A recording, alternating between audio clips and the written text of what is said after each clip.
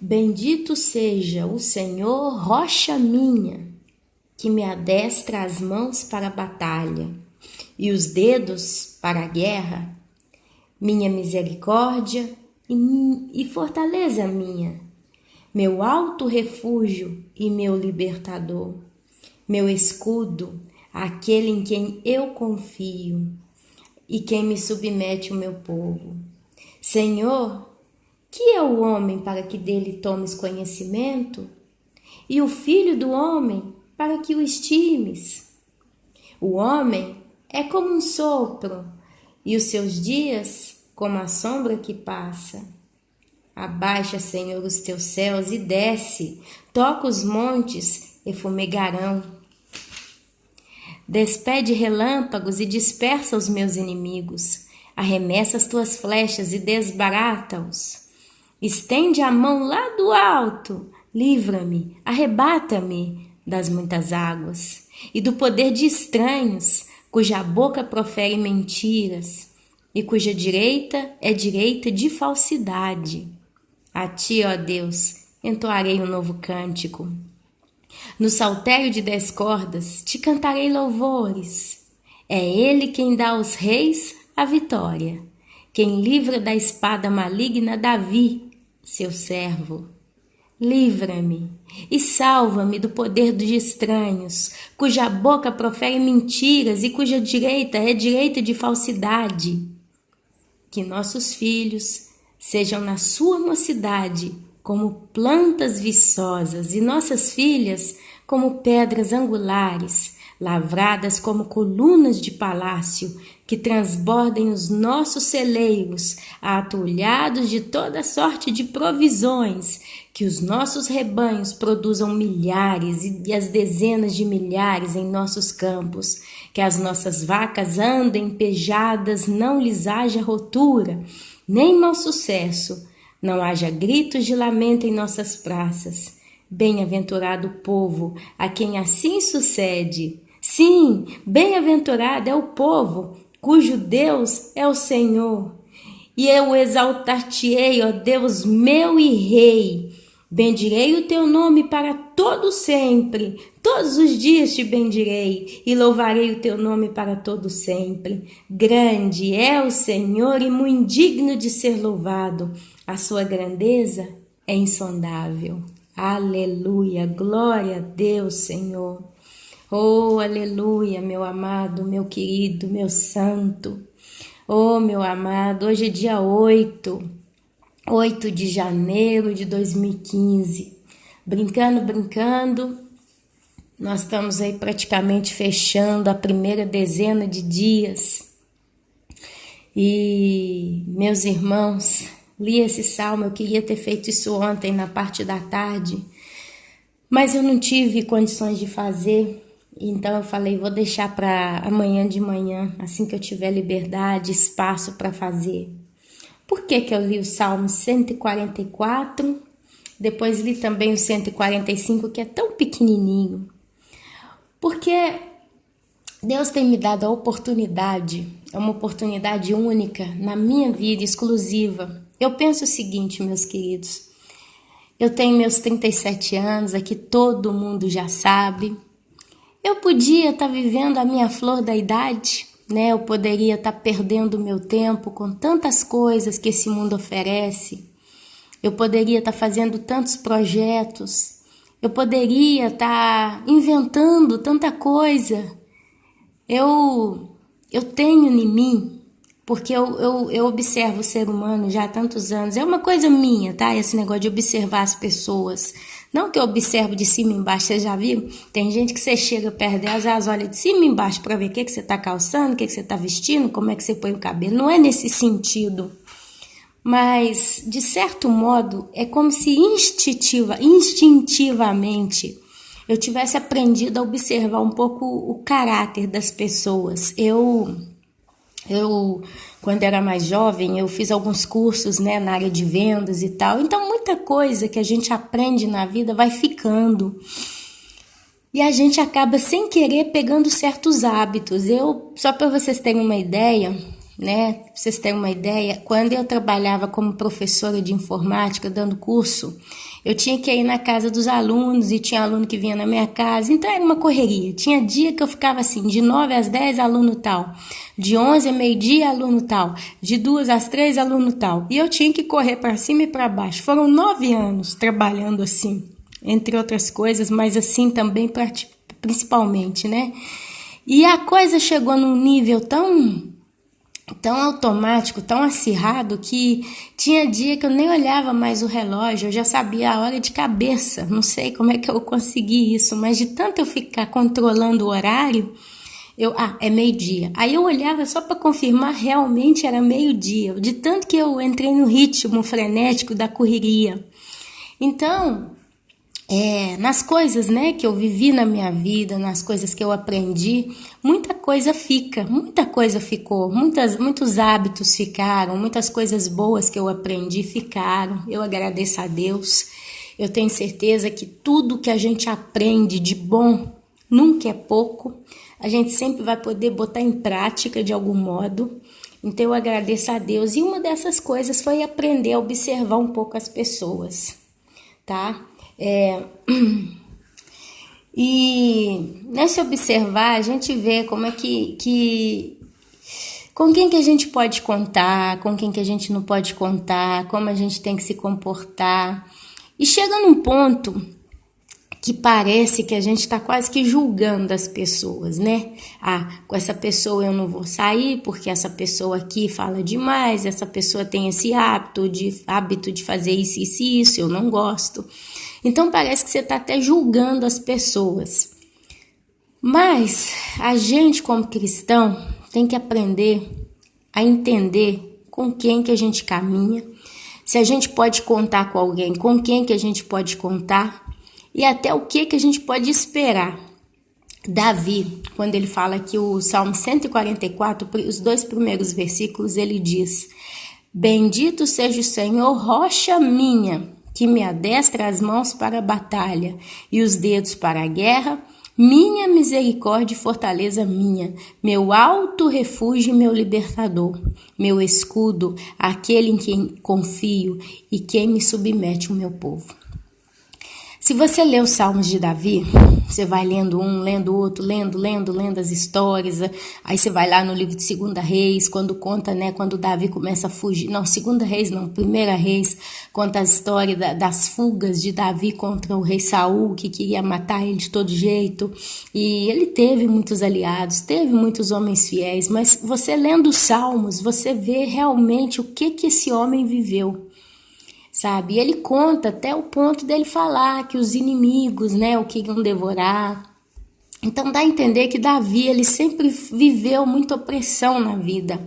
Tanto que os Salmos, se você ler, é sempre pedido de ajuda e agradecimento. Ele está sempre pedindo socorro e agradecendo, sempre pedindo socorro e agradecendo. Davi viveu uma vida muito quente, digamos assim, né? A 1000 quilômetros por hora. E a gente vai observando. Ontem surgiu uma situação de um problema muito sério que uma pessoa muito querida minha está passando. Essa pessoa, ela toda vez, de tempo em tempo, ela tem perdas danosas na vida dela. Ela agora perdeu o emprego. Então ela tá para receber seguro-desemprego, tá para fazer acerto com a empresa e tal, e não sei o quê. E essa pessoa, ela trabalha por fora também e tal. Mas o que acontece? O marido desta pessoa, ele também tem um negócio próprio. Só que esse homem, ele é uma pessoa que ele desacreditou-se de Deus, ele se desacreditou de Deus, mas realmente eu acho que ele nunca acreditou em Deus, ele nunca teve uma experiência com Deus, né? Como se fala de modo correto, ele nunca teve uma experiência com Deus própria e dita.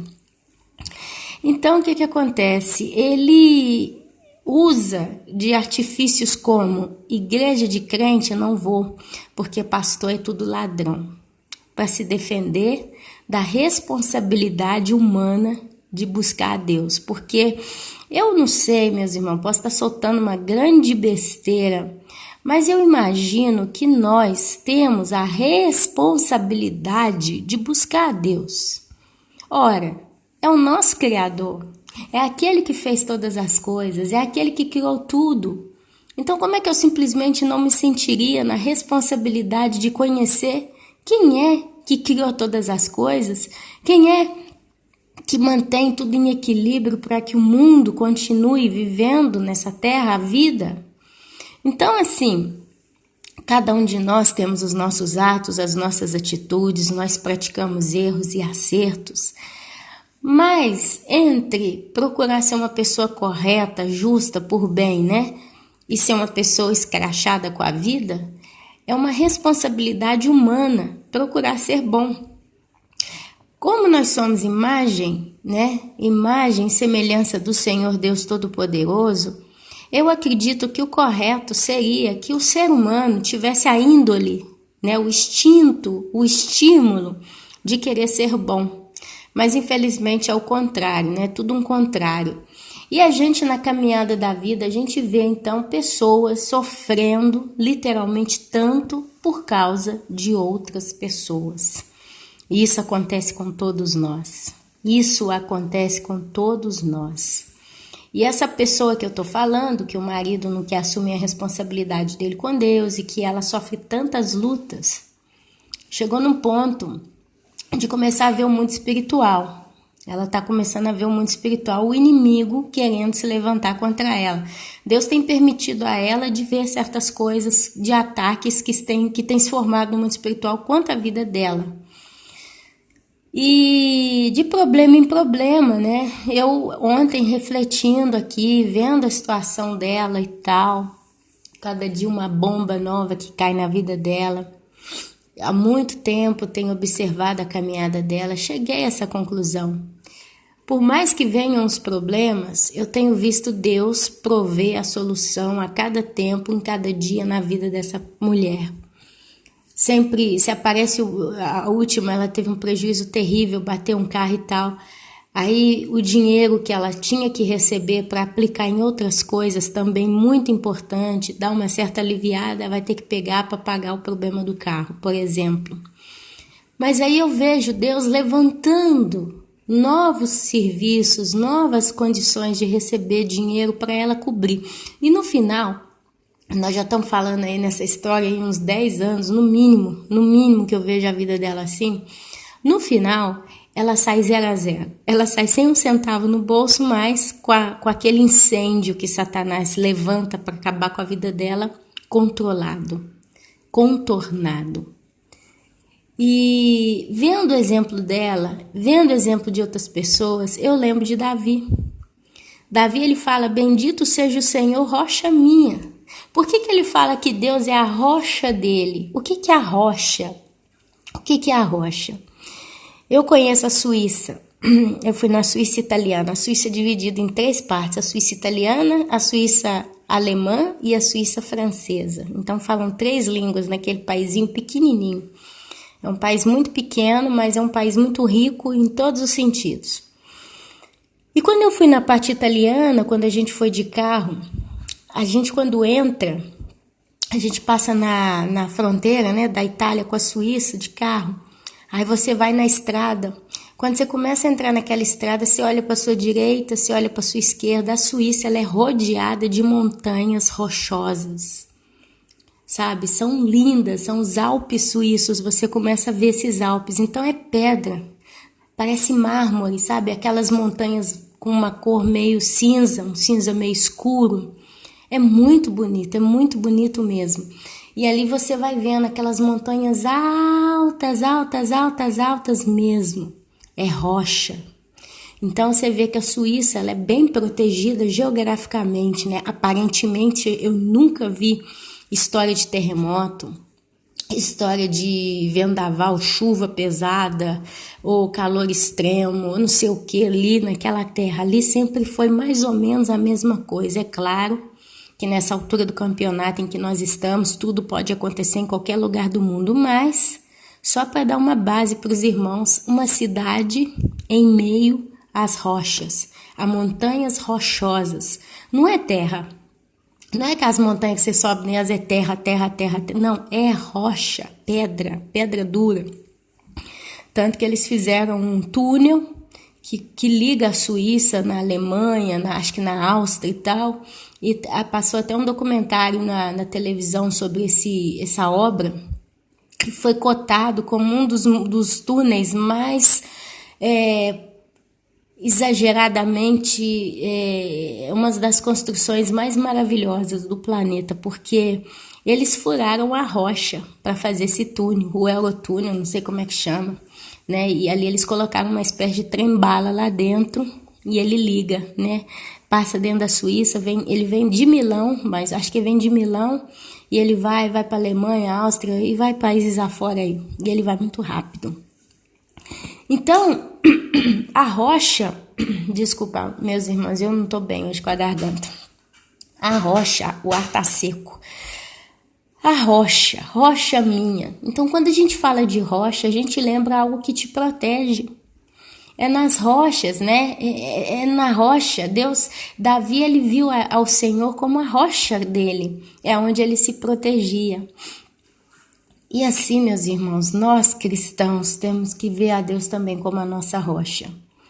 Sabe, às vezes um irmão, uma irmã está precisando de ajuda. É o que mais está acontecendo. Hoje, às vezes, uma pessoa levanta um problema. Por exemplo, tem casos aí de pessoas que estão precisando se casar, né? É um dos assuntos que está acontecendo há muito tempo. Teve uma irmã que comentou sobre isso comigo e ela disse: Ana, infelizmente, a gente agora não tem condição econômica para casar, porque por menos que a gente faça o mínimo possível, a gente tem sempre que gastar um dinheiro. E nesse momento a gente não tem. Se fala lá para o mês de março, abril, quando vai dar um espaço para fazer tal coisa.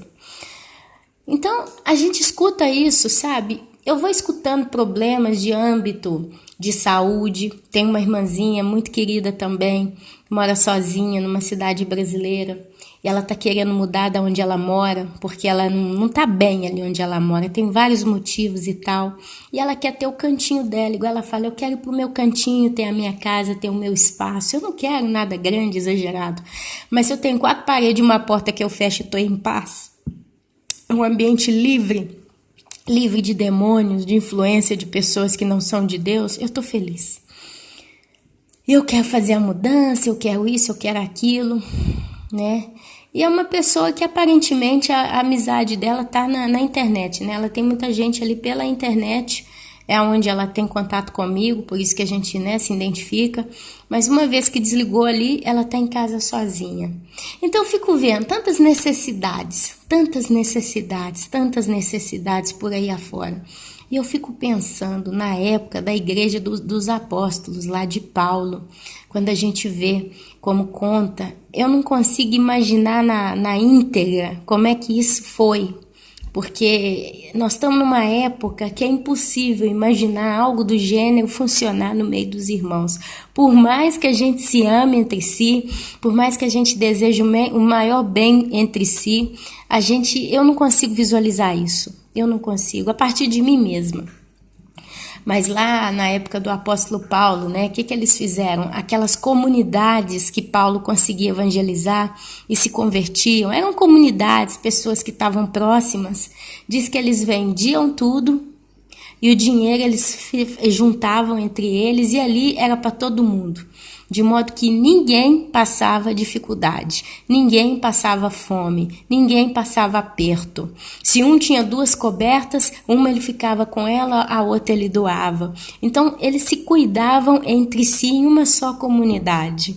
E eles estavam juntos. Então, eu imagino que eles cozinhavam juntos, eles comiam juntos, eles limpavam tudo junto, eles trabalhavam juntos. Você vê o apóstolo Paulo falando várias vezes que ele ia em certos lugares e ele se colocava a trabalhar para não ser peso para ninguém. Então você vê aí o lado, né, de todo mundo se juntar para ajudar um ao outro, mas você vê o interesse deles em trabalhar.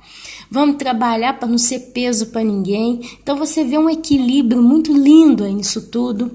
Aí você vê Paulo falando, se tem algum preguiçoso no nosso meio, ele não tem que nem comer nem beber. como se diz, né? Mamar no povo não vai, comer e beber de graça sem fazer nada não funciona assim, né? Então tem que ler as cartas de Paulo quando ele vai rodeando, né, as cidades, né, onde ele levou o evangelho. Então você vê essa realidade. E ali eu imagino, por exemplo, as mulheres, né, naquelas comunidades, provavelmente eram umas pelas outras, com certeza tinha muito criança no meio deles, não é que a gente está no ano 2015, 16, que hoje para fazer filha a gente demora, né? Não sei no Brasil, mas na Europa o negócio para fazer filha aqui a mulherada tá difícil.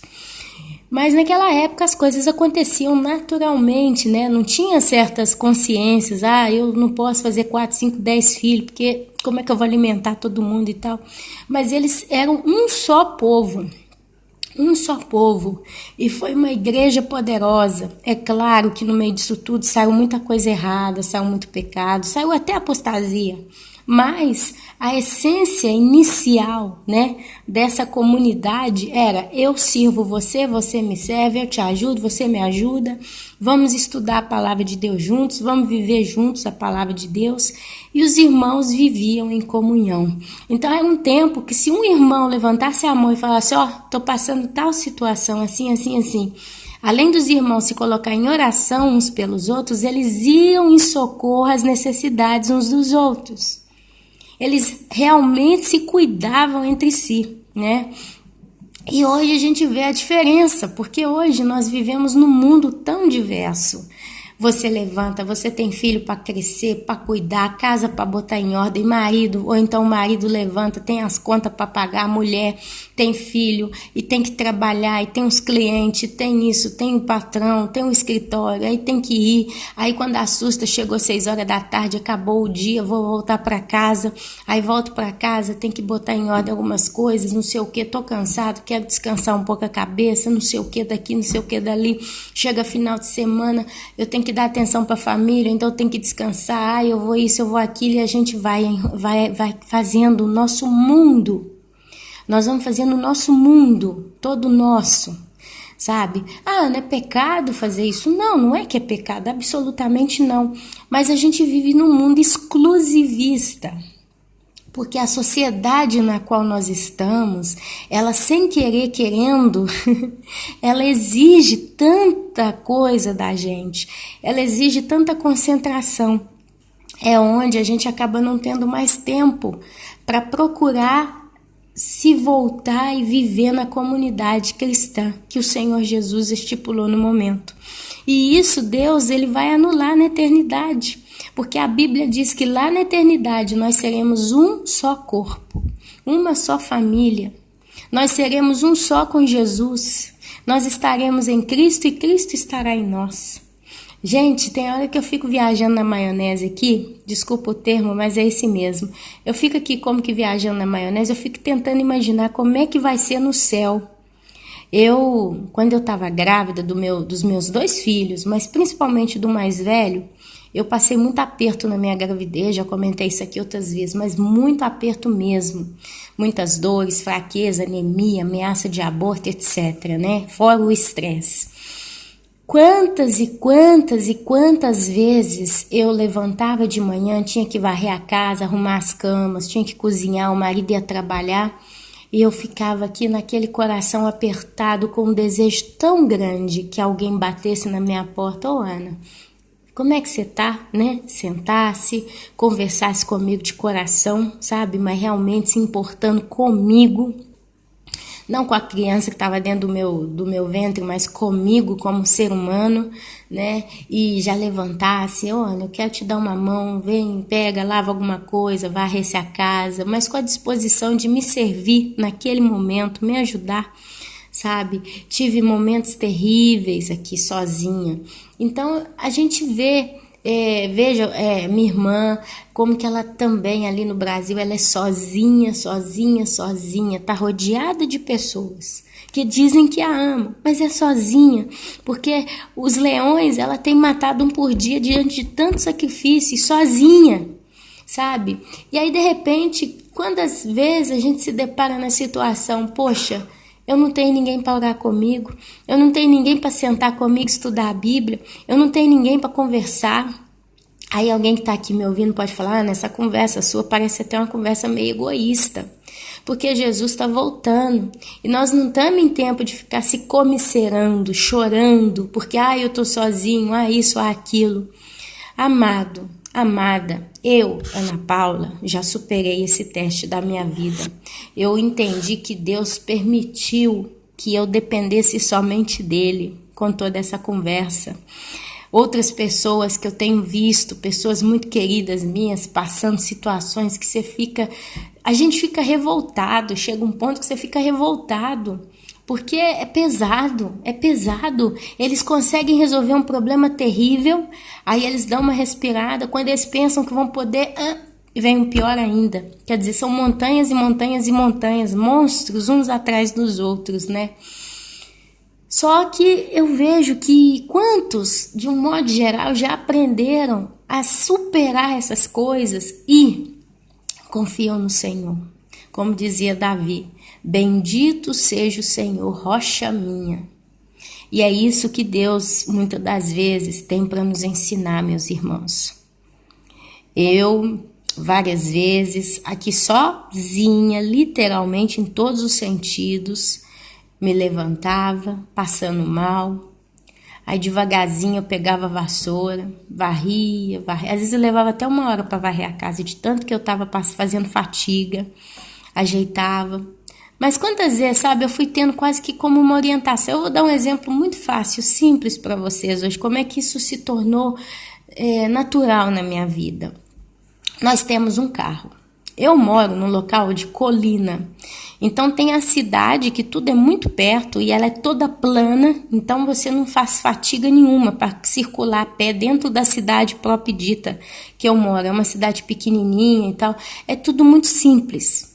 Mas quando você sai do centro dessa cidade, né, dessa cidadezinha, e isso é coisa de 1 minuto de caminhada, você já sai do centro dessa cidade, né? Começa, por exemplo, como é meu caso, eu moro na colina, que seria uma zona mais nova da cidade, né?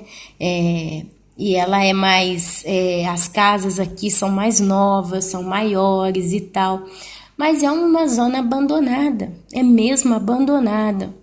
Tem quem mora numa outra zona nova da cidade, que é pro lado da praia, que é tudo muito deserto, é tudo muito abandonado. E eu tenho uma prudência comigo, meus irmãos, de não caminhar em lugar abandonado. Mas é uma cidade pacata, é uma cidade parada, todo mundo conhece todo mundo sabe dos passos de todo mundo. Por que ter medo? É uma coisa de prudência minha, porque eu sei que o inimigo meu não é o ser humano, mas é o inimigo espiritual, né? E ele arma ciladas para nós. Então a gente tem que viver uma vida em que a gente sai fora do perigo e não esteja em contato com o que pode ser perigo na nossa vida. E hoje de manhã, meu marido virou para mim e falou assim, eu tenho que ir numa outra cidade e olhar um serviço de um cliente. Por isso que eu tô aqui tranquila conversando com os irmãos hoje. Eu tô até eu tenho a câmera, eu tô até desligada, porque eu sei que tá longe, ninguém vai me atrapalhar agora aqui. Meus filhos estão para a escola, tá tudo muito limpo, muito livre hoje aqui para falar. Só que nessa brincadeira ele falou que vai num cliente, esse cliente fica meia hora de carro daqui, ele pega o carro, deixou os meninos na escola, e eu pego meus filhos para trazer para casa para almoçar todo dia, porque a escola dos meus filhos é de 8h30 da manhã até as 4h30 da tarde. Então eles almoçam na escola. Só que a comida da escola, infelizmente, não presta. Não presta porque quem cozinha aquela comida cozinha muito mal, não tem os cuidados devidos, higiênicos, a forma de cozinhar a comida é toda errada, não põe nem sal, enfim. Meu menino mais velho tá ficando anêmico e tal. Então eu retirei eles do almoço da escola. Infelizmente a comida já chegava, ficava meia hora, né, de carro para chegar onde a gente tá, é tudo complicado. E então meu marido ontem fala para mim, amanhã como é que vai fazer para pegar os meninos meio-dia na escola? E eu lembrei que eu moro na colina e eu descer a rua aqui para mim tá perigoso. Agora tem uma colônia de africanos aqui mais embaixo, onde eu moro, e tem uma escadinha que pega atalho para cair na rua. É uma escada muito deserta, é tudo muito abandonado, não tem gente, é tudo cheio de casa, mas está todo mundo dentro de casa. E eles, na hora que eles almoçam, eles terminam de almoçar, eles estão morando numa espécie de uma garagem, e eles almoçam, né, e é só homem. Eles terminam de almoçar e eles sentam bem nessa escada. Então, e eu para descer a pé para a cidade, eu teria que passar por essa escada que ela me dá um atalho bem legal, né, para chegar mais rápido. E ali eu penso, poxa vida, eu vou passar no meio daquele tanto de homem sozinha, são pessoas que eu não conheço, né? Eu não sei se é gente boa, se não é gente boa, não é que eu vou ficar ali brincando para saber o que é. Então meu medo é esse, só que assim, eu fiquei com medo, né? Eu fiquei meio ressabiada de falar pro marido, que é por isso também que eu tenho medo de passar ali. Né? Apesar que se acontecer outras vezes, eu vou acabar falando. Eu falo, olha, eu não gosto de passar ali no meio, porque eles estão sempre sentados ali no meio da rua, eu vou ter que passar no meio deles, né? Eu tenho medo, eu não conheço, eu não sei quem que são. Pode até parecer gente boa, pode ser que são pessoas maravilhosas, mas eu não os conheço. Se eu não conheço, eu não vou arriscar, né? Eu não vou parar, oi, vocês são gente boa, não são gente boa, para saber quem que eles são. São andarilhos, sabe? Eles vivem trabalhando de cidade em cidade, vendendo coisa. E a casa onde eles estão é tudo julgado, tudo bagunçado. Então, assim, não me gera confiança, não me gera aquela liberdade de poder caminhar na cidade tranquila, naquele pedacinho. Aí sobrou a opção de pedir pro sogro pegar meus filhos para mim, né, no horário de 12:30, e depois deixar eles na escola 2 horas da tarde. Só que eu me lembro que toda vez que eu vou até o sogro ou a sogra, sempre pago caro os favores que eles me fazem. E ontem eu fiquei oprimida ali naqueles primeiros 5 minutos que o marido falou que não sabe se chegaria em tempo de pegar os meninos. Eu fiquei com o coração apertado, me deu um branco na cabeça. Aí eu falei, oh meu Deus, como é que eu faço? E eu fiquei ali já encacada, encafifada, sabe? Eu falei, sabe o que eu faço? Eu não vou levar nesses meninos na escola, eu vou deixar eles em casa. E pensa vai, pensa vem, veio, faz um pãozinho com salame, com presunto e dá para eles. Só amanhã eles comem o pãozinho. Aí eu já estava ali com o marido, que a gente foi buscar os meninos, 4:30. Eu falei com ele, vamos passar no supermercado então, que eu vou comprar uns presuntos, uns negócios, e amanhã os meninos levam pão para a escola. E sabe como veio aquela coisa fluida, veio assim um entendimento claro, uma segurança naquela decisão? E hoje de manhã, graças a Deus, eles levaram o pãozinho para a escola, e eu não precisei falar nada com ninguém, pedir nada para ninguém, estou aqui na minha segurança, eles estão lá. Diretamente 4:30 eu os pego na escola. A janta, eu faço uma janta mais reforçada, porque eles vão estar o dia inteiro com aquele pão na barriga. No café da manhã eu fiz um excelente café da manhã, ovo cozido, pão com presunto, suco. Enfim, por que eu estou contando isso, meus irmãos? Por quê? Porque bendito seja o Senhor, rocha minha. Naquele momento, parece uma besteira, mas eu recorri a quem? Meu Deus, o que eu faço amanhã? E aí veio a inspiração de Deus, que me adestra as mãos para a batalha. Sabe, meus irmãos, nós como cristãos, quando pensamos em batalha, eu não sei nem como tem gente, a gente imagina mesmo soldado, né? A gente imagina a batalha como algo exagerado, é aquela vizinha baixa, que gosta de baixaria, que te chama de tudo quanto é nome, quer escrachar com você tem que bater boca com ela, aí você sai de cabeça baixa e acha, mas às vezes a batalha é a decisão de fazer um simples pãozinho com presunto para o seu filho levar para a escola, para que você não tenha que pedir nada para ninguém, para que você não se coloque no risco de pedir nada para ninguém. Ontem à noite meu sogro veio jantar aqui porque meu marido convidou ele. Foi uma coisa fora de lugar, porque depois da semana que eu tive aqui com eles, não é que a gente passou a flores. E quando meu marido ontem, vem papai, vem mamãe comer na casa minha, eu gelei, porque ultimamente todas as vezes que a gente sentou na mesma mesa teve palavra demais. Mas eu falei, meu Deus, eu não vou preocupar não, sabe? Já que o marido é que falou que ia cozinhar, nós subimos para nossa casa, eu fui tomar banho, fui cuidar dos meus filhos e nem entrei na cozinha, não quis saber nada, eu só perguntei se tinha posto o sal na comida e basta. E ele fez tudo do jeito dele. E chegou um momento, olha para vocês verem, né? Nós estávamos todos sentados aqui na mesa, meu sogro começa com meu filho de 8 anos. Gabriel, toma um pouco de vinho, toma um pouquinho de vinho, porque o italiano, o francês, né? Acho que até o português também, eles estimam muito esse negócio de beber vinho todo dia na mesa, na hora que come. Então tem o vinho, né? E não é um vinho comprado no supermercado, é vinho feito na zona onde a gente mora. Por exemplo, meu cunhado, muitas das vezes, ele vai trabalhar na vinheda, onde recolhe uva, né? Ele sabe fazer vinho em casa. Então, isso para eles é uma coisa muito, muito comum, né? Como que para o brasileiro é fácil fazer pão de queijo, para eles o negócio deles é esse tal desse vinho. Só que tem um alto teor de álcool, querendo ou não. Se eu pego meio copinho de vinho, eu já começo a dar os números aqui. Então, Gabriel, toma o vinho. Aí ele fala, eu sentada do lado, eu toda a minha vida eu proibi, sabe, qualquer tipo de vinho, de cerveja, de bebida, porque tem esse povo que é cismado, né? Quer que a criança tem que beber um golinho da cerveja, tem que tomar um golinho do vinho, tem que tomar, por força. Mas é criança, né? Então eu sempre defendi.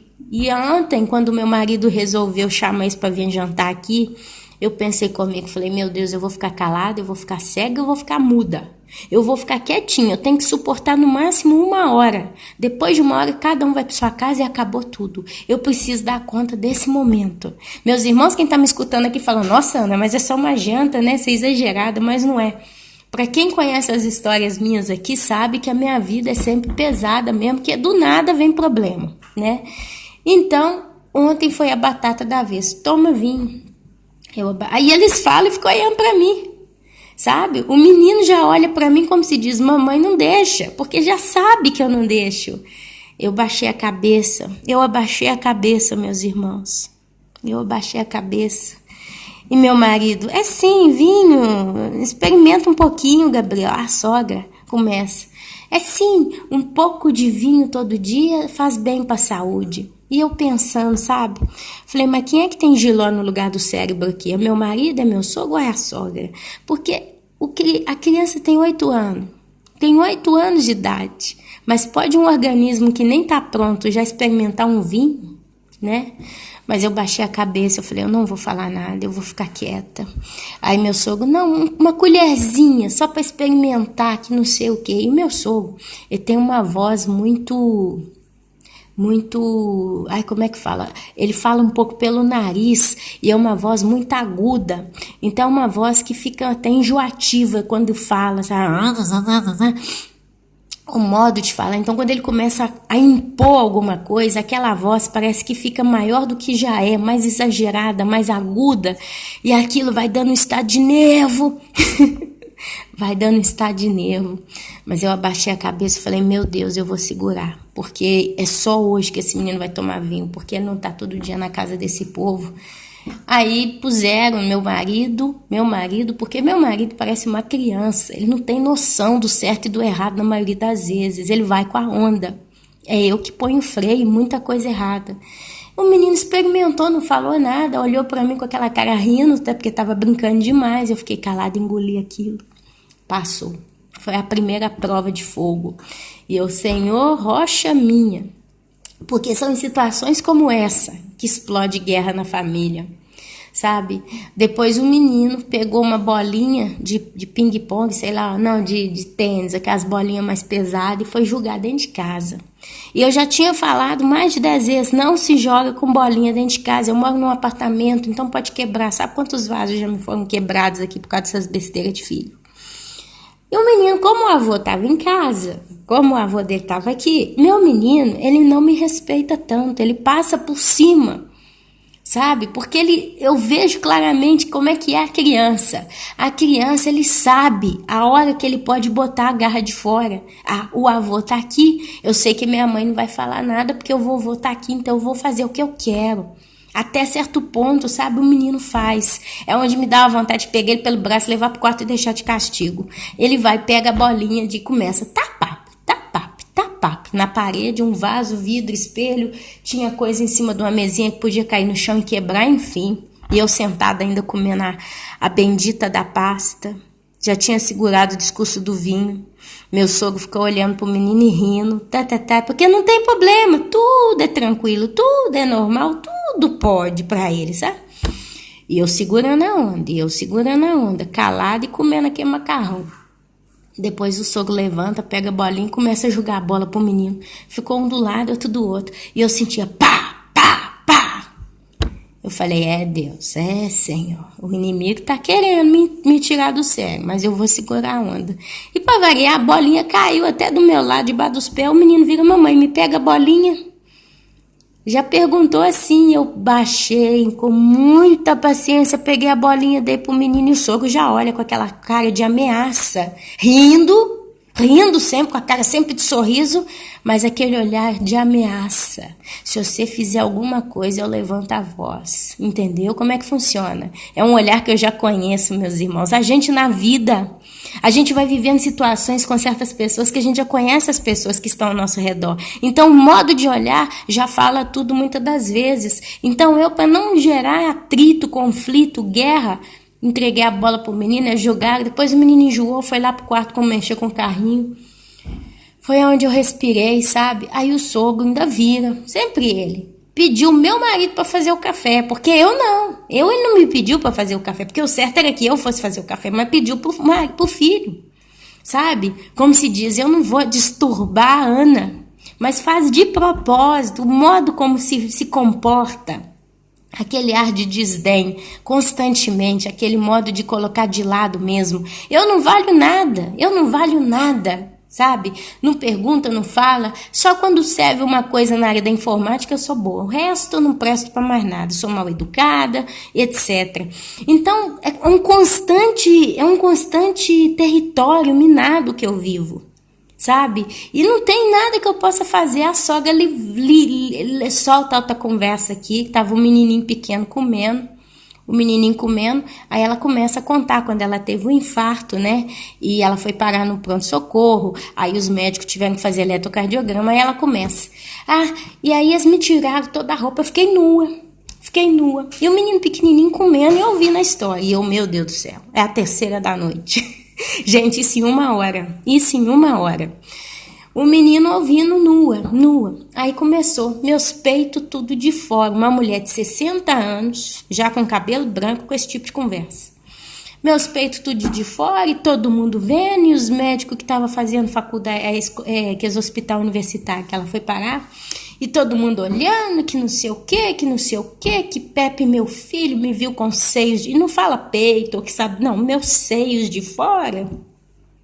Sempre levando para esse lado da maldade, sabe? O meu menininho comendo, eu não sei se ele entendeu, porque eu não uso esses termos, então pode ser que ele não entendeu, mas eu nem sei. Aí ela não ficou satisfeita só nisso, aí começou. Vintia, que é o marido, né? Você acredita que no hospital os médicos tudo me vendo no peito? Meu filho me vendo com os peitos de fora? Aí o outro menino que jogava ping-pong, né, com meu sogro ali, meu sogro viu, qual que é o problema? Mas qual é o problema? Te ver com o peito de fora? Te ver com o seio de fora? Qual é o problema? Onde é que tá o problema? Sabe, eu ouvindo aquilo, meus irmãos, eu já estava para explodir, eu já não suportava mais, e meu marido calado, porque não estava sintonizado na situação. E chegou um ponto por questão, meus irmãos, eu falo assim, eu falo essas histórias aqui porque eu quero colocar para os irmãos uma coisa, que eu sei que tem identificação com muitos outros irmãos. Chegamos num ponto que nós temos temor a um Deus vivo, um Deus santo. E a palavra de Deus nos ensina coisas que tudo que está nesse mundo vai contra. A Bíblia fala, deixai vir a mim os pequeninos, porque deles é o reino dos céus. A palavra de Deus fala, ai daquele que fizer desviar um só desses meus pequeninos. Melhor seria se pegasse uma pedra de moinho, amarrasse uma corda ao pescoço nessa pedra e se lançasse num rio. A Bíblia fala, meus irmãos, que a criança ela tem que ser protegida. E a proteção ela é extrema no tempo que nós estamos vivendo. Então, uma louca, desculpa a expressão, mas para mim é porque é gente sem noção. É gente que não dá valor aos detalhes da importância cristã na vida do ser humano. Se dizem cristãos católicos. Todo dia tá lá com o livrinho de reza dela, mas na hora de soltar do peito, tirei peito, quer dizer, conversa vulgar, conversa chula. Ela e marido, que é dois homens, duas pessoas de 60 anos fazendo esse tipo de discurso na frente de uma criança de 8, uma outra de 5, dois meninos, né? Nem menina, porque menina, né? Fêmea, a menina, ela para chegar nesse tipo de mentalidade de sexualidade, ela demora um pouco mais, não sei, hoje, né? As coisas estão diversas, mas eu acho que ainda assim, sabe? Se você tem uma criança que você educa nas boas maneiras, tá? Ah, namoro no Brasil, o Brasil tá tudo esculhambado e mas se você cresce seus filhos com as boas maneiras, você pode ter certeza que a cabeça deles vai acompanhar aquilo que você prega, aquilo que você ensina, aquilo que você vive dentro da sua casa. Então, mas o menino não, meninas já começam a ter mais curiosidade de tudo. E aí a outra começa, peito de fora, peito de lá, peito de cá, a conversa no final ficou só na base do discurso do peito. Eu tava quase virando, falei, basta, eu já entendi, mas eu fiquei calada, engoli, sabe? Então, é onde eu vejo, bendito seja o Senhor, rocha minha, que me adestra as mãos para a batalha. Isso é batalha. É o momento que eu tenho que saber ficar calada, é o momento que eu tenho que saber o que falar. Eles foram embora. Eles terminaram de comer, o sogro rapidinho se foi embora, que ele tem que ir pro computador dele, que ele joga, faz os treinos lá, todo dia até 2, 3 horas da manhã, fica na frente do computador, Facebook, jogo, e toda pornografia, tanta coisa. De vez em quando o computador dele dá os números, né? Enlouquece. Aí você vai, tem que instalar tudo. Quando você começa a ver as folhas, né? Os cookies que entram no computador, só coisa de pornografia, sabe? Cada coisa cabeluda. E quantas vezes eu tive que formatar o computador para ele, porque entrou onde não devia. Aí fala que não, que isso veio sozinho no meu computador, que não sei o que. Ele também é muita besteira e tal. Mas é uma mistura de tudo, sabe? E então ele vai, desce pra casa dele, entra no escritóriozinho dele, aí fica lá na frente do computador, no Facebook, jogando aqueles joguinhos que tem no Facebook online, e fica ali até 2, 3 horas da manhã. A mulher também desce, vai passar uma roupa, vai ver alguma coisa na televisão, vai dormir. Essa é a vida deles, essa é a rotina deles. Às vezes ele vai ver televisão, vai ver algum filme também, mas é aquele ritmo ali. E eu peguei meus filhos, pus eles para dormir, e olha para os irmãos ver, quando a gente começa a crescer uma criança numa certa mentalidade, o Espírito Santo ele guia. Meus filhos viram para mim, mamãe, conta uma história de Jesus. Conta uma história de Jesus hoje para nós. Aí eu sentei e contei. Eu contei para eles a cura, quando Jesus Cristo ressuscita uma jovem, né? Ela tinha morrido, a casa estava cheia de gente. Aí o pai da menina desesperado, Jesus entra na casa, manda todo mundo sair do quarto que a menina estava, né, já morta. Eu não sei se ficou o pai, eu acho que o pai ficou ali e Jesus vai e ressuscita a menina. Quando a menina acorda, Jesus vira para o pai ou para a mãe e fala, olha, dá de comer para essa menina, né, que ela estava com fome, ela vai e come. Aí depois eu liguei, sabe, a sequência, eu criei a minha sequência assim, falando, depois que Jesus sai daquela casa, tem uma outra história, que Jesus está caminhando, aí a história da mulher que tinha aquela perda de sangue, né? Aquela perda de sangue, e ela toca em Jesus no meio da multidão, e Jesus sente que sai poder dele. Aí contei a história também, quando Jesus foi almoçar na casa daquele que subiu numa árvore, porque era anão, né? O moço que era baixinho era anão. Antes disso eu contei daquela cura que Jesus faz, aquele milagre, quando o general vem falando, né? Que ele tinha um soldado muito querido, que estava de cama, sofrendo, estava para morrer. Aí Jesus fala, onde é que está esse soldado? Nós vamos lá. Aí o general veio para ele, não, eu também sou um homem de poder, né? Eu ordeno um dos meus soldados, né, e tal, dos meus servos para fazer uma coisa, eles vão e fazem, eu não preciso ir lá, eles fazem e basta. Então, basta que o Senhor dê uma ordem, né? Aqui, eu tenho certeza que o meu soldado vai estar curado. É onde Jesus fala como foi grande essa fé, né? O próprio Jesus admira a fé daquele general. E depois eu conto a história que Jesus vai comer na casa daquele anãozinho que subiu na árvore, ele mandou ele descer, me leva, vamos comer na sua casa e tal. Então eu contei essa sequência de histórias, sabe, para meus filhos, e eu vi assim entusiasmo, alegria deles em ouvir. Aí meu filho pequenininho fala, mamãe, mas Jesus, quando que ele vai vir comer na nossa casa, jantar com a gente? Aí eu virei para ele e falei, olha, Alessandro, Jesus nunca vai vir comer na nossa casa um prato de macarrão, de lasanha, um bife, um frango, um arroz. Ele não vai vir. Por quê? Ele já ficou triste, porque a criança ela é extrema, né? Tudo que você fala para a criança, ela já, sabe, a criança ela acredita. Se você conta que Papai Noel existe, eles vão esperar o Papai Noel mesmo, porque para eles existe. Por mais que alguém tente provar que não, se você coloca na cabecinha deles uma coisa, eles acreditam. Então Jesus aqui para os meus filhos é uma coisa concreta, é um personagem vivo, como ele o é, porque eu o ensinei assim. Aí ele ficou triste, sabe? Mas então ele não vai vir, não? Aí eu falei, não, Jesus já há mais de 2000 anos que não come na casa de ninguém.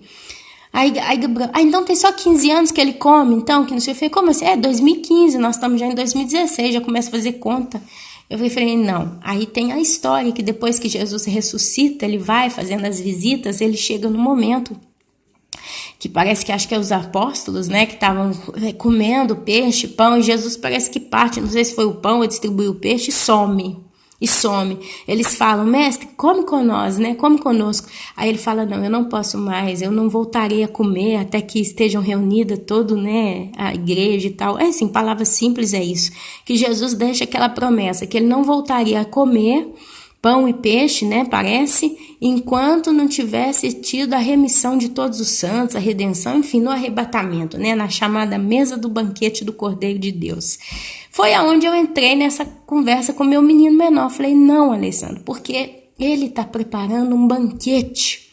É uma mesa que você não vai ver o final dela, de tanto que é grande. E sabe o que tem nessa mesa? Além da comida que está ali, que o Senhor Jesus vai oferecer para os seus convidados, cada pessoa que se assentar numa cadeira ali vai receber uma coroa. Aí ele, verdadeiramente, mamãe, é de verdade uma coroa? Eu falei, sim, e são 7 anos de festa. Nós vamos ficar 7 anos, você já foi no aniversário, porque meu filho gosta muito de aniversário, criança, né? Eu falei, imagina você ir no aniversário por 7 anos. É o tempo que Gabriel tá aí, o seu irmão, a idade do seu irmão. E sabe uma outra coisa? Nessa festa, cada convidado vai receber muitos presentes. Aí o grande, presente, uau, brinquedo, não sei o que. Eu falei, eu não sei o que é, mas eu sei te dizer uma coisa, Gabriel, que é o maior, né? Eu sei te dizer uma coisa. As pessoas que melhor se comportaram aqui, né, igual a gente é, quem mais obedeceu, porque com eles, como criança, a gente tem que ir para esse lado, né? Eu falei, quem mais obedeceu, quem mais foi sério, quem mais respeitou, né? Quem fez mais boas obras, e para criança, boa obra é obedecer, é respeitar, é fazer as atividades que tem para fazer, procurar se afastar do que não presta, etc., não?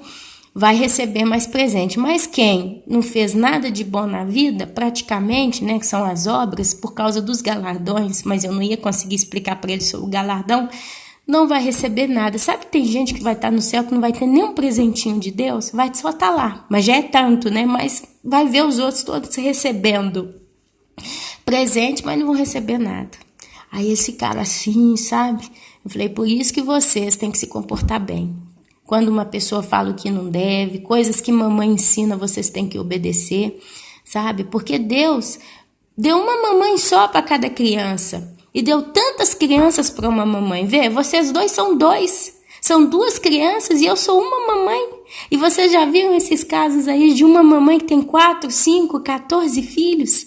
É, mamãe, é verdade. Eu falei, por quê? Porque a mamãe, ela é especial demais. E Deus não podia dar mais de uma mamãe para uma criança. Então vocês têm que obedecer o que a mamãe fala. Vocês têm que aprender com o que a mamãe fala. Porque se a mamãe fala uma coisa é porque ela quer vocês bem. Se mamãe diz para vocês não beber o vinho, porque vocês são pequenininhos e não são prontos para beber o vinho, vocês têm que guardar isso no coraçãozinho de vocês, porque se num amanhã acontecer de novo o negócio do vinho, vocês vão poder dizer que não quer, e ninguém vai obrigar vocês a beber aquilo que vocês não vão querer, sabe? E ali, meus irmãos, é onde eu fecho, eu tento consertar um bocado as arestas que são deixadas todas as vezes que meus filhos são influenciados pela cabeça de gente insana. Insana no sentido que não sabe o que está fazendo, não tem noção do perigo que eles estão semeando. Amém? Então, amados, são exemplos da minha vida, mas é como dizia Davi: Senhor, rocha minha, porque Davi estava na mesma estrada. A diferença entre Ana Paula e Davi, ou a diferença entre a irmã Maria, o irmão João, a irmã Andréia, a irmã Carminha, a irmã Luzia, a irmã Lúcia, a irmã, entendeu? E o irmão José, o irmão Pedro, o irmão Var, enfim, a diferença entre nós e Davi é que Davi era rei e nós não. Davi, além dele ser uma pessoa muito importante naquela sociedade, ele foi destinado como rei. Por isso que ele fala: e quem me submete? O meu povo. Mas quem é o povo que nós podemos ser hoje, né? Viver sob uma certa submissão? Quem são os povos que Deus coloca em submissão a nós? No meu caso, são meus filhos. Porque meus filhos, eles têm que ouvir aquilo que eu ensino. Eles têm que pôr em prática aquilo que eu passo para eles, não o que os outros passam. É uma submissão. É saber quem comanda e quem tem que obedecer. É saber quem tem uma cabeça mais elevada e quem tem que respeitar. Quem é o cabeça e quem é o submetido àquela cabeça. Na minha casa, com os meus filhos, a palavra final é a minha. Ah, mas seu marido não é o cabeça da casa. Sim, mas a mulher ela tem que ter a virtuosidade de levar o lar numa certa harmonia.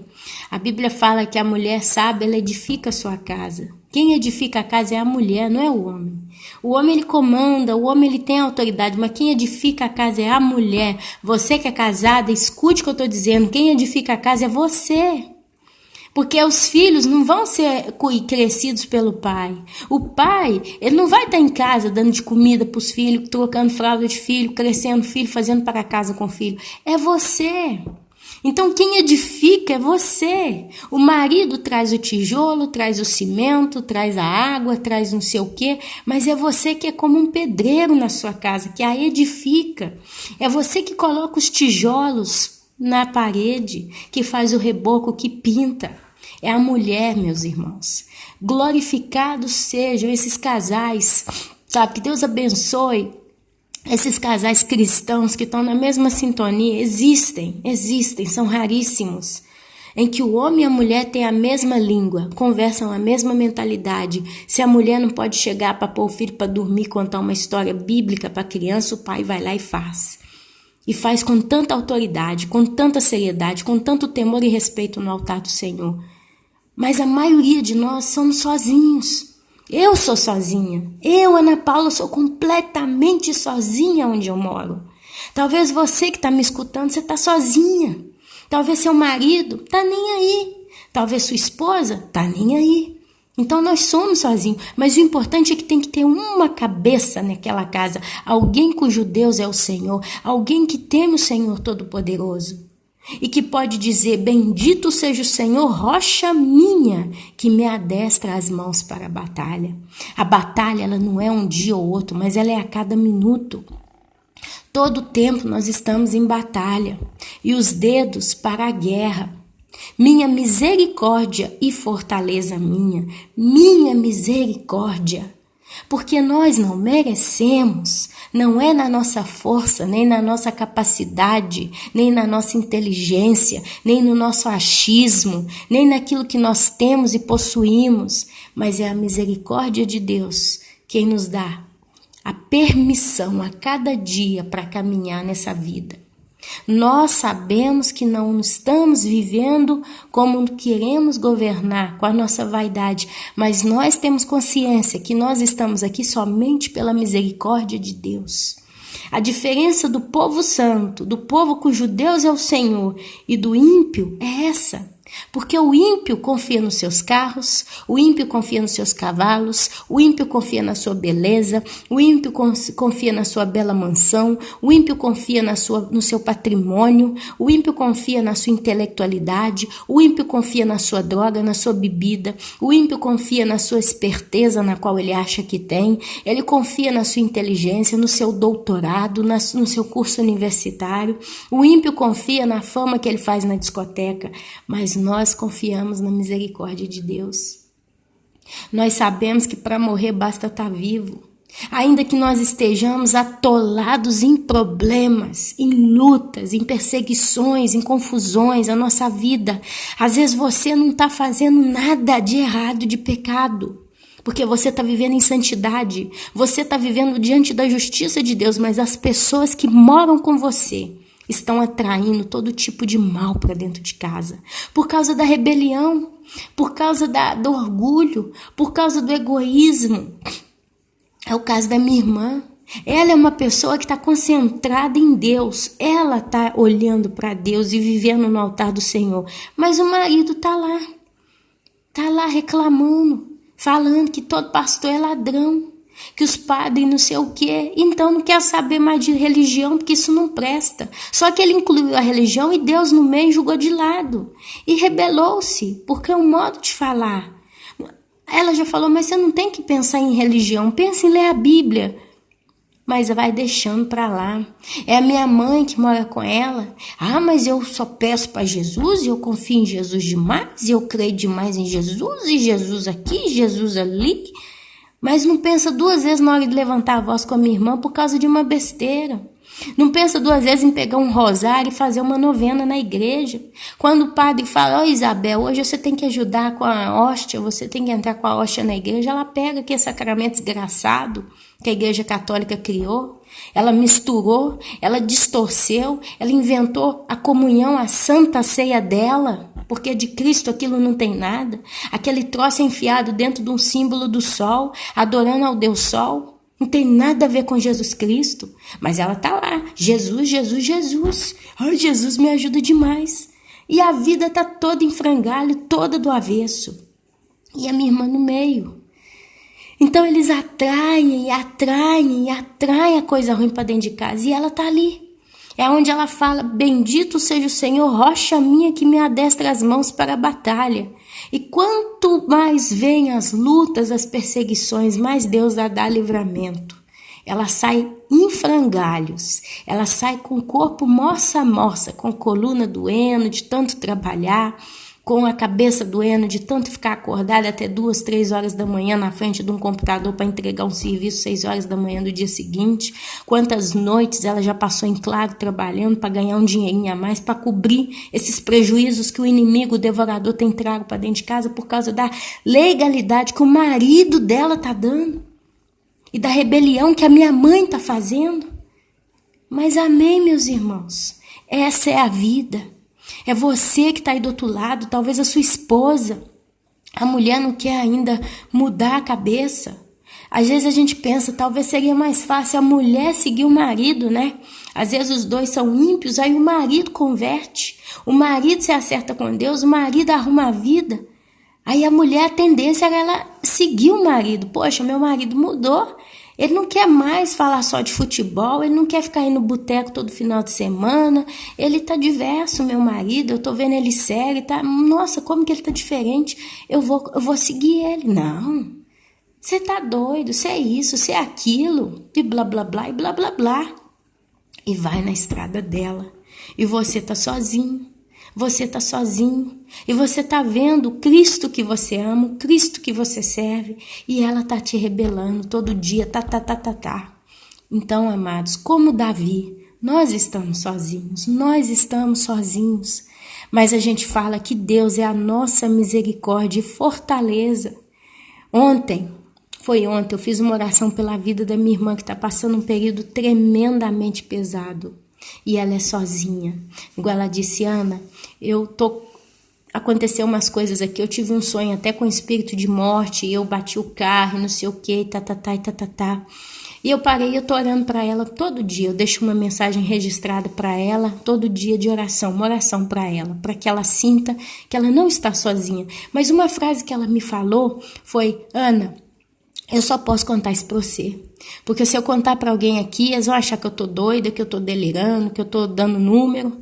E eu tô sozinha. Ninguém vai me entender. É você que vai me entender. E eu comecei a orar pra ela, por ela.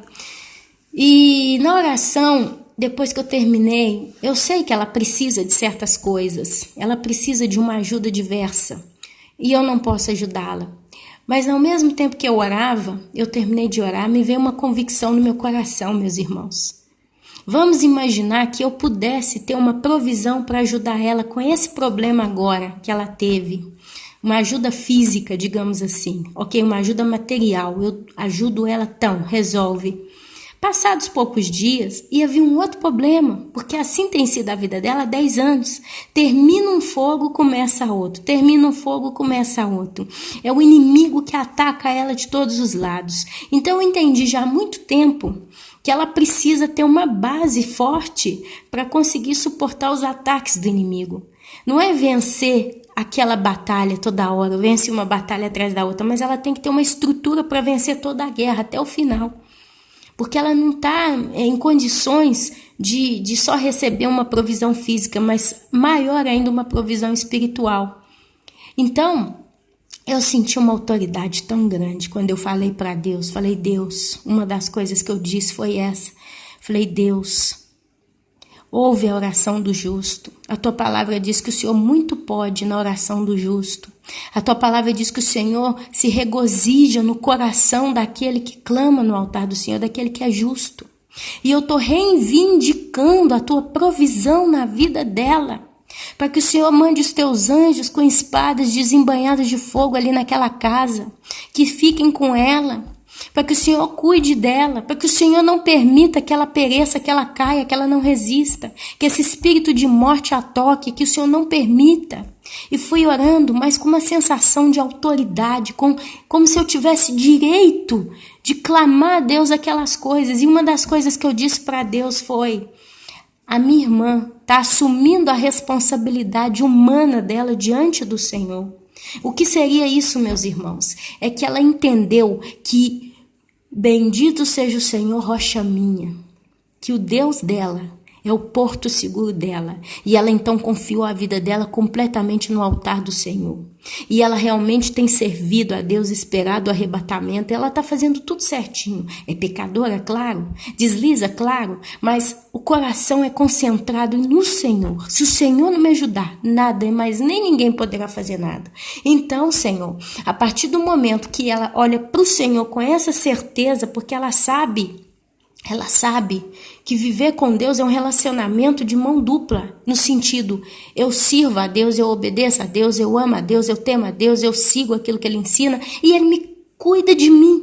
Ele cuida de mim. Ele me abençoa, Ele me prospera. Ele diz: não. Ele cuida de mim. Porque no resumir da vida do cristão é isso que acontece. Você busca conhecer a Deus, você teme a Deus, você vai até Deus, você vai e concentra-te no coração de Deus. Você lê a Bíblia, você ora, você vigia. Ontem eu tive 3 motivos para quebrar o pau. Meus irmãos, eu já podia ser inimiga de morte da família do meu marido. Eu já podia ter mandado isso tudo para aquele país. Eu já podia, sinceramente, nem querer mais ouvir falar da vida deles. Eu já podia ter feito uma guerra nesse lugar aqui. Durante 10 anos a minha vida aqui é um inferno. Em palavras simples, justo para o irmão entender o que eu estou querendo dizer. Mas a cada dia eu paro e falo: mas é o meu Deus, é por amor a Ele que eu vou ser serena, que eu vou ser tranquila, que eu vou ser mansa, que eu vou ser humilde, que eu vou ficar calada, que eu vou buscar um outro modo de sair fora desse povo. E eu vou passando em cima desses barrancos todos os dias praticamente. E a minha irmã entendeu a mesma coisa. Então, quando você concentra no Senhor a sua vida, custe o que custar, incondicionalmente, Ele cuida de você. Ele cuida. É quando Ele levanta a provisão. É quando no meio da dor, da perseguição, da opressão do inimigo, ainda que você o veja na sua frente, feito materializado, é onde o Senhor vem e te abraça o seu coração e te enche de certeza. Nada vai te tocar, nada de mal vai te acontecer. Ele tá querendo te botar medo, mas ele tá só querendo te botar medo porque sou eu que cuido de você. Davi vivia assim. Eu mais ou menos estou vivendo assim. Minha irmã, de um modo dela, também está vivendo assim. E você? E você? Davi fala, Senhor, o que é o homem para que dele tomes conhecimento? Olha só, o entendimento concreto de Davi como rei de Israel, falar que coisa é o homem, o que nós somos para que o Senhor dele tome conhecimento. Hoje nós estamos numa casa de 7 bilhões de habitantes no planeta Terra. As estatísticas, são os números. Talvez um pouco mais, talvez um pouco menos, mas 7 bilhões. Será que um formigueiro no meio do mato consegue ter 7 bilhões de formiga? Não pesquisei para saber. Mas a realidade é que Davi fala o que é o homem para que dele tome conhecimento. Amado, se o seu cérebro fica, acho que 1 minuto sem oxigênio, começa a ter danos cerebrais irreversíveis. Eu acho que tem um negócio assim. Se você fica 6 minutos sem respirar, você morre do cérebro, você vira um vegetal, você morre. Você pode ir morto para debaixo da terra, negócio assim. Se você respira um fumo, você está numa casa, aquela casa pegou fogo, depois de um pouquíssimo tempo, você morre intoxicado. Meu querido, se você cai de uma altura de 12, 9 metros, você pode explodir o seu cérebro no chão e morrer. Meu querido, às vezes você sai de casa tranquilo, normal, pá, quando você assusta, bum, vem um carro, te pega, pá, te mata. Você morre. Quantos aí estão morrendo de coração, ataques fulminantes de infarto de coração, ou então a veia na cabeça explode, vem um derrame.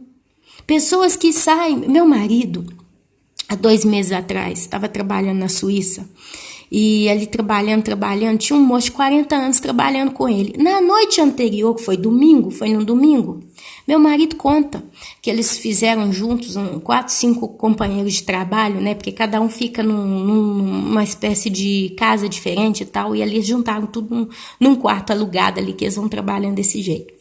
E fizeram uma bela espaguetada, meu marido contando. Nós fizemos uma espaguetada, comemos, bebemos, conversamos e passamos aquela noite de domingo junto. E ele estava ali. No final da noite, ele pegou um fogãozinho de 2 bocas, esses fogãozinhos que você carrega portáteis, né?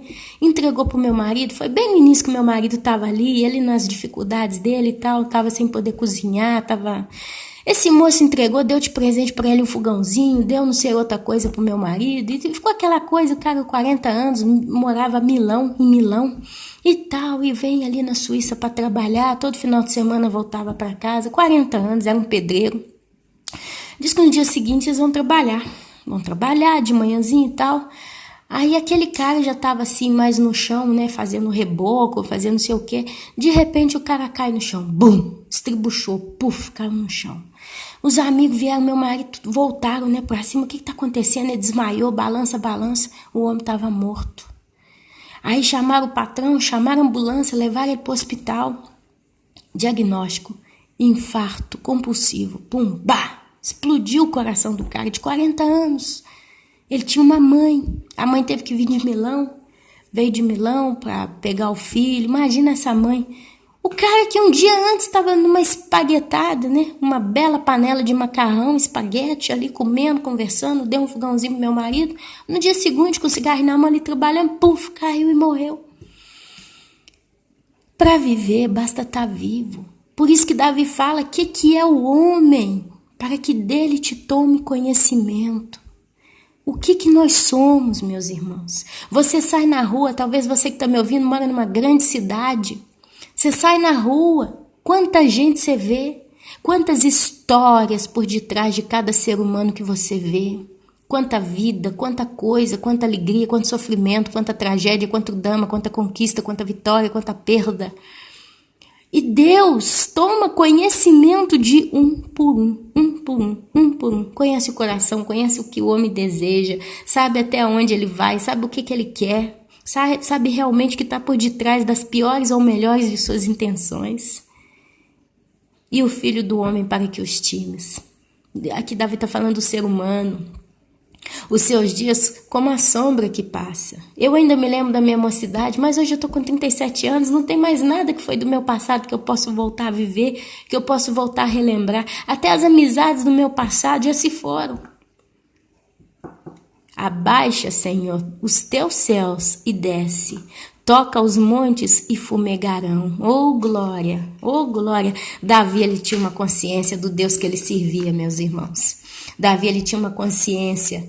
Despede relâmpagos, olha, despede relâmpagos. Oh, que glória! E dispersa os meus inimigos.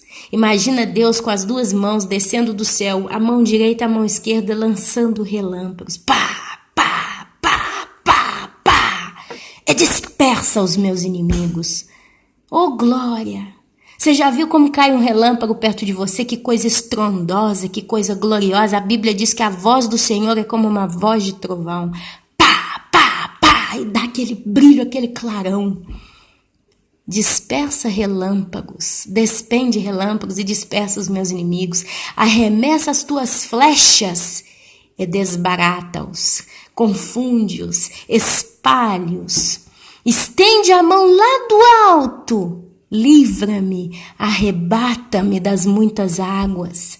Eu já falei em vídeos passados, a Bíblia, quando ela fala de águas, de muitas águas, ela está falando de povos, de multidões, de pessoas. Por isso que ele fala, arrebata-me, me arranca do meio desses homens que me fazem o mal, dessas multidões, da fola, das muitas águas. Aqui serve até profeticamente para a igreja, porque é isso que Deus vai fazer com a igreja. O Senhor, ele vai estender a mão lá do alto, ele vai dar ordem para o arrebatamento, e Jesus está esperando. E quando Deus Pai levantar a mão lá do alto, Senhor Jesus vai nos livrar e vai nos arrebatar dessas muitas águas, chamado mundo que jaz no maligno nos dias de hoje. E do poder de estranhos, cuja boca profere mentiras, e cuja direita é direita de falsidade.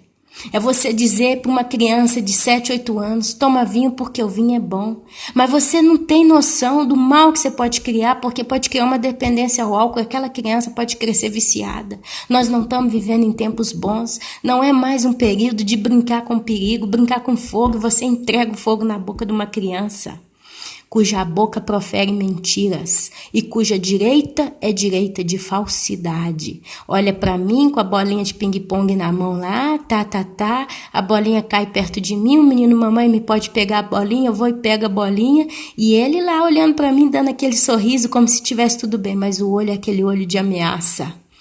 Vamos ver se ela vai brigar, vamos ver se ela vai implicar, vamos ver se ela vai fazer alguma coisa, vamos ver se ela vai reagir. Então, cuja direita é direita de falsidade. O sorriso está na cara, mas o olhar não mente. Porque a Bíblia diz que o olho é o espelho da alma. Por isso que nós temos que pedir sabedoria dos céus, do Senhor, para a gente saber com quem que a gente está lidando. Quais são as pessoas com as quais nós estamos convivendo, talvez até à força. E como que nós vamos reagir com essas pessoas no nosso cotidiano? Porque, meu irmão, minha irmã, são pessoas cujo que parece ser correto, cuja direita é direita de falsidade. É quando vem fazendo sorrisinho para você, mas lá no fundo eles estão querendo te trazer algum mal. Eles são falsos. Eu faço sorriso para ela, mas é uma estúpida. Porque é assim. Eu faço sorriso para Elisângela, mas é uma estúpida. É uma cretina, não sabe nada, é uma mal educada. É uma pessoa que não sabe sentar na mesa para comer. Eu faço um sorriso pro Antônio aqui no serviço, mas eu não vejo a hora que ele vai embora desse emprego aqui, porque eu quero o cargo dele. Eu faço um sorriso pra Luísa, porque ela é bonitona e tal, então eu tenho que ser amiga dela, mas eu não vejo a hora que ela sai na rua, um carro pega e atropela ela. Eu faço um sorriso pra Maria, mas eu desejo na realidade que ela tenha uma bela dor de barriga, que eu pego uma caganeira, fico uma semana até emagrecer, perder até a tripa, de tanto que sofre, porque eu não suporto mais ver ela tendo sucesso com tudo que faz. Cuja direita é direita de falsidade. É a minha vizinha. Ai, vem cá, que depois nós vamos pegar um café, viu, amiga? Tchau. Oi, ai, sim, Randy. Nossa, tá bonita hoje, né? Tá indo trabalhar? Vai sim. A menina, a vizinha vai, ela é, nossa, Deus, não suporta essa mulher. Mas como se veste, mas eu não, nossa, mas como é que pode ter aquele marido bonitão daquele jeito, ela destruída desse jeito, ah, mas é que cretina, ai, entendeu? Cuja direita é direita de falsidade. Cuja direita é direita de falsidade. Os casos vêm à mente. Fui almoçar uma vez na casa de uma tia que mora aqui do lado. Aí ela fez uma mesa para 8 pessoas e encheu de frango, encheu de tanta coisa, sabe? E na hora de almoçar lá, eu já sabia, né? Assim, é como se Deus já tivesse... É como não? Deus já me deu o entendimento. Pega um pedaço só de carne, come justo para dizer que veio almoçar. Meus irmãos, essa mulher, enquanto o povo ia pegando as vasilhas e pondo no prato, tinha na época, estava meu sogro lá, minha sogra, estava todo mundo lá comendo. Meus irmãos, ela estava sentada no cantinho dela e eu vi ela olhando para cada um, para ver como é que a pessoa estava comendo. Quem punha muita carne no prato, ela ficava olhando assim, e eu conseguia ver nela aquele olho de raiva, sabe? Tipo assim, nossa Deus, mas vai comer minha carne toda? Vai comer isso? Vai ser assim? Essa... Agora ela viajou, ela vai ficar até o mês de março fora, né? Na casa dos filhos, fora daqui. Aí ela me pediu se eu podia guardar uma sacola para ela, que ela tinha no freezer da casa dela. Como ela desligou, porque ela vai ficar 3 meses fora de casa, ela desligou a geladeira, desligou tudo, perguntou se eu podia guardar. Eu, claro, tenho frigorífico, tenho tudo, pode trazer aqui. Aí ela me deu a sacola. Na hora que eu peguei a sacola, uma sacolinha de plástico, ela botou, meus irmãos, sem brincadeira, ela botou o nome dela na sacola. Como se eu fosse abrir a sacola dela, como se a gente fosse pegar as coisas dela, meus irmãos. Eu olhei, eu foi rindo. Ela botou o nome dela na sacola, sabe? Então, assim, a gente tem que tomar cuidado com as pessoas, porque cuja direita é direita de falsidade. E aí Davi fala, a ti, ó Deus, entoarei um novo cântico, no saltério de 10 cordas te cantarei louvores. É ele quem dá aos reis a vitória, quem livra da espada maligna a Davi, o seu servo. Livra-me e salva-me do poder de estranhos, cuja boca profere mentiras e cuja direita é direita de falsidade. Davi, ele tinha uma plena consciência do não confiar no homem. Maldito é o homem que confia no homem. E aqui ele fala dos estranhos, porque a maioria são estranhos, são pessoas que nós nem tanto convivemos, mas são pessoas que estão sempre te rodeando, querendo arrumar um jeitinho de te fisgar, de te lançar no buraco.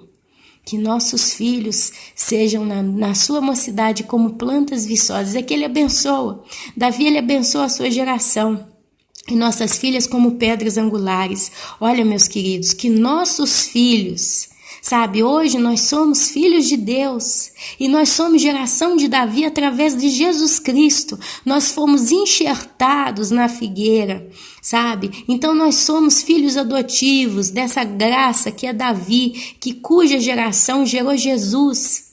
Então nós também podemos, de certo modo, espiritualmente nos considerar filhos de Davi, porque tem aquele cego que falou, Jesus, filho de Davi, tem compaixão de mim. Então se Jesus Cristo também foi chamado filho de Davi por descendência, porque Jesus foi o ser que Deus usou para cumprir a promessa que ele deu a Davi de um trono eterno, de um reino eterno. A Bíblia diz que Jesus, ele também é comparado com Davi no sentido do reino eterno, né? Então, meus amados, nós também podemos nos considerar herdeiros através de Davi, como filhos de Davi, porque nós somos irmãos de Jesus. A Bíblia diz que nós somos uns irmãos com Cristo.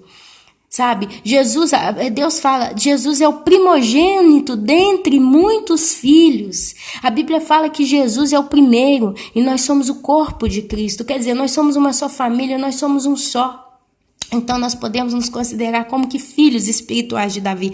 E aqui Davi deixa uma bênção para você que está aí me ouvindo, que os nossos filhos sejam na sua mocidade como plantas viçosas. O que é uma planta viçosa? É uma planta que tem saúde, é uma planta que tem brilho, é uma planta que tem vida. Aleluia! E as nossas filhas como pedras angulares. Pedra angular é uma coisa correta, estabelecida sobre a rocha, lavradas como colunas de palácio. E a Bíblia nos chama também de colunas.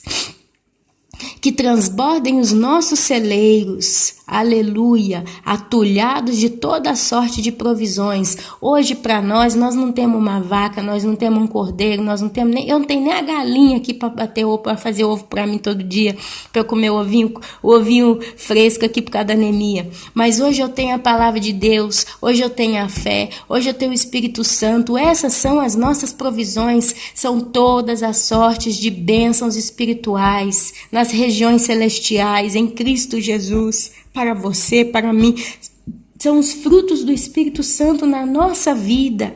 A bondade, a mansidão, o perdão, a paz, a inteligência, a sabedoria, discernimento, etc. Que os nossos rebanhos produzam a milhares e a dezenas de milhares em nossos campos. A Bíblia fala que a colheita, o campo, a seara é grande, mas poucos são aqueles que estão ali para trabalhar na seara. O rebanho de Cristo, nós somos comparados como ovelhas de Cristo, nós somos comparados como um grande rebanho, mas também somos comparados com o trigo, porque nós somos o trigo no meio do joio. Então nós somos campos e dezenas de milhares, que as nossas vacas andem pejadas, não lhes haja rotura. Está falando aqui da teta da vaca cheia de leite, e que seja tão cheia, mas a ponto de não explodir de tanto leite, mas seja farta. O leite, quando nós estamos com Cristo, nós recebemos de Cristo o leite, o pão de cada dia. Nós somos cheios de saúde espiritual, não lhe hajas rotura, que nós não venhamos a cair, nem mau sucesso, mas só prosperidade, só vitória.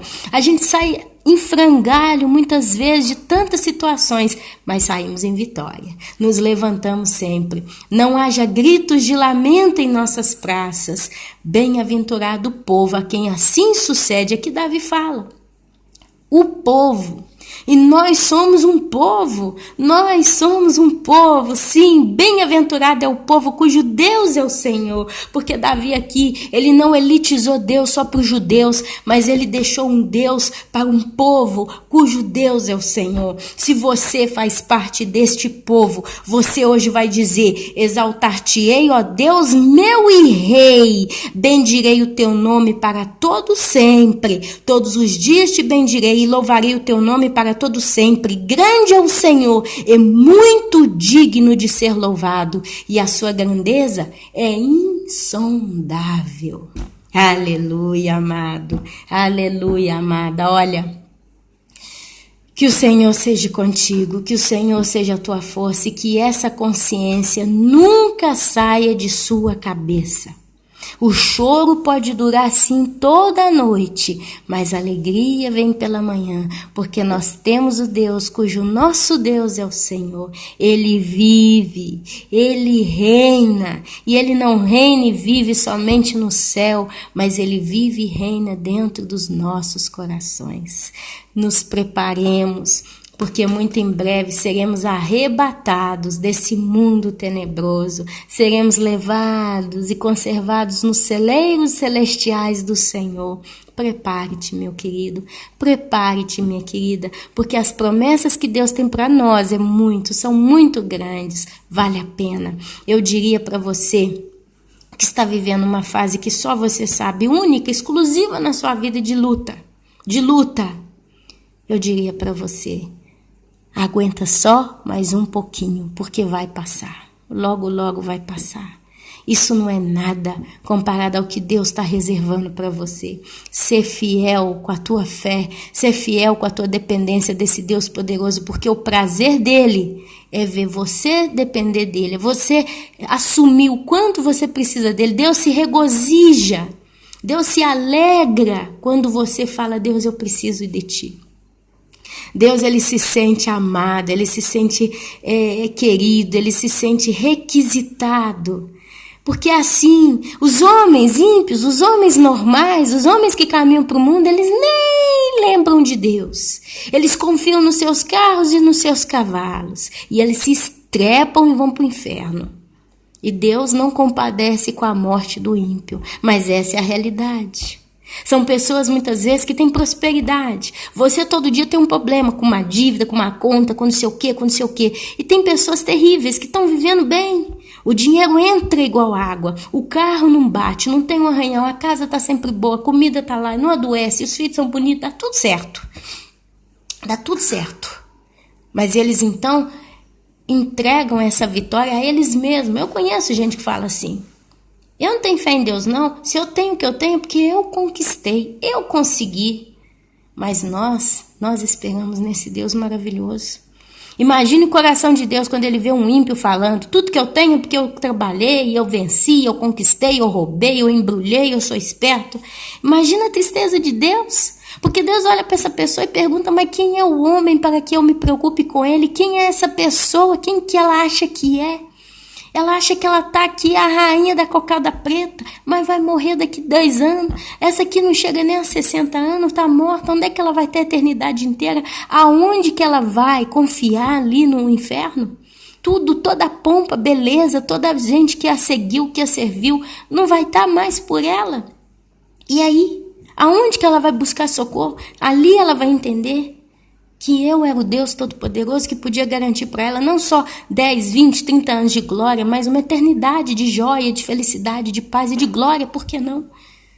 Então imagina a tristeza por causa da ingratidão de muitos, de tantos, de bilhões de pessoas que já passaram por essa terra. Mas quando um de nós olha para o céu e reconhece que aquilo que nós somos, temos, é Ele quem nos dá. É por amor, é por graça, é por misericórdia.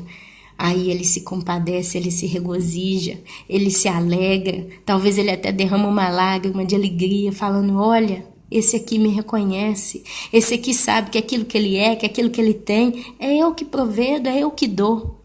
Deus se alegra, meus irmãos. Quando a gente ama uma pessoa, a gente precisa reconhecer essa pessoa.